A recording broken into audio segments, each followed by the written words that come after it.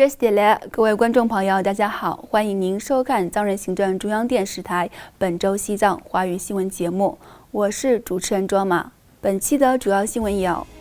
达赖喇嘛尊者向俄罗斯佛教信众传授佛法；达赖喇嘛尊者致函悼念腾婆切仁波切圆寂；因演唱批评中共治藏政策歌曲，藏人歌手遭判入狱6年；香港历史学家以中国古代历史证明西藏的独立地位；西藏博物馆发起达赖喇嘛尊者与我全球自拍运动；驻台代表在台湾文化部举办的活动上介绍西藏文化；驻北美代表出席远藏学者范沃尔特博士荣获荷兰骑士勋章仪式。下面请看详细内容。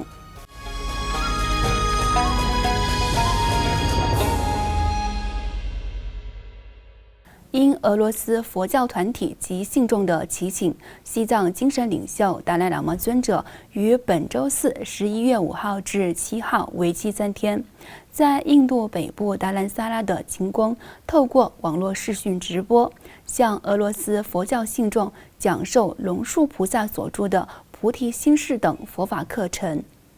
俄罗斯圣彼得堡的宫泽曲尼茨和布里亚特甘丹谢珠曲过林的僧众，在法会开始前透过网络念诵心经。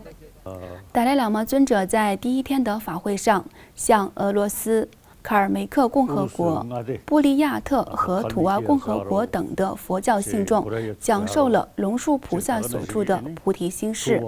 并谈到了历史上西藏和蒙古之间在宗教与文化上的联系。据悉，第13世达赖喇嘛的特使布利亚特蒙古裔僧人阿汪多杰于20世纪30年代，在俄罗斯佛教信众的资助下，在俄罗斯圣彼得堡建立了昆策曲尼寺，为西藏、俄罗斯和蒙古3国之间建立深厚的联系做出了非凡贡献。而西藏精神领袖第14世达赖喇嘛尊者因俄罗斯佛教信众的祈请，于2009年开始为上述国家的信众传授佛法。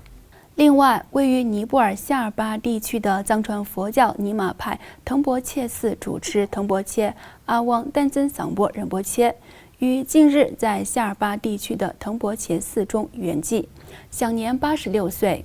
达赖喇嘛尊者在闻悉恶讯后，致函腾婆切寺表达慰问和悼念。尊者在调研信中称呼夏尔巴地区的人民为兄弟姐妹，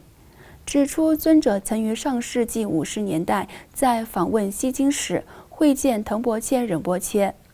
并强调仁波切的谦卑和利益众生的初心是如何过上有意义人生的典范。尊者还在调研信最后呼吁信众，尽管腾婆切仁波切已不在我们的身边，但我们能向他致以的最大敬意是培养如他一般沉着、稳定和热情的慈悲之心。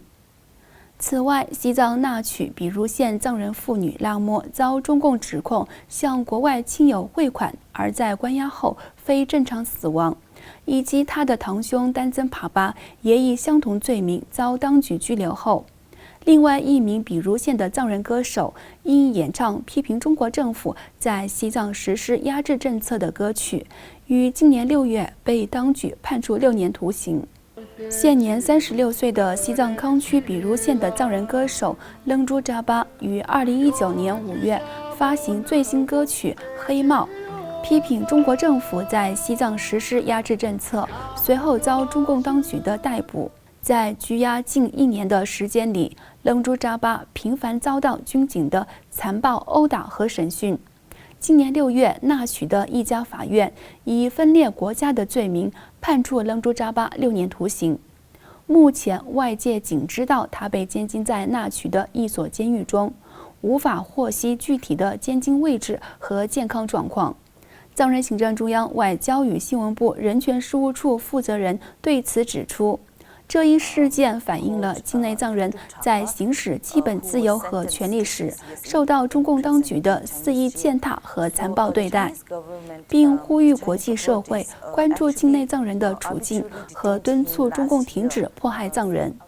另外，藏人行政中央驻北美办事处于本周三11月4号举办有关西藏历史的网络研讨会，并邀请原香港城市大学的刘汉成教授以明朝时期的西藏状况为主题进行演讲。刘汉成教授在网络研讨会上以中国古籍和公文探讨西藏和中国的关系，强调西藏从来不是中国的一部分，并指出在中国古代历史文献中，西藏紧随日本和朝鲜之后成为外国。这些历史文献和典籍在元朝与中华民国成立初期就已经问世，可在互联网上查阅，而中共建政后也曾出版和引用上述历史文献。刘汉成教授是著名的美国华裔学者，他毕生致力于对西藏的历史和现状进行研究，并撰写了题为《西藏自古以来不是中国的一部分》等著作。此外，为了纪念全球对西藏的深远，庆祝达赖喇嘛尊者在世界范围内的影响力，藏人行政中央外交与新闻部下属西藏博物馆于近日推出主题为“达赖喇嘛尊者和我”全球自拍运动。据了解，西藏博物馆在收集这些自拍照片后，将在达兰萨拉藏人行政中央所在地新修建的西藏博物馆中展出，并将对各界人士开放。与此同时，台湾文化部蒙藏文化中心于上周六10月31号在台北蒙藏文化馆举办为期2天的文化青年志工培训营。藏人行政中央驻台湾办事处代表达瓦才仁应邀出席培训活动，并介绍西藏文化。据了解，为了增进台湾与西藏及蒙古学生之间的文化交流，以及鼓励台湾青年关怀多元族群事务，深度学习国际志愿服务相关技能，为期2天的文化青年志工培训营，邀请专家学者向国立台湾大学和来自台湾不同高校的学生介绍西藏与蒙古的历史和文化。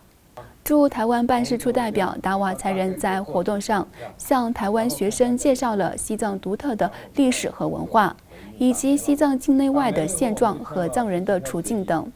并回答了学生的提问。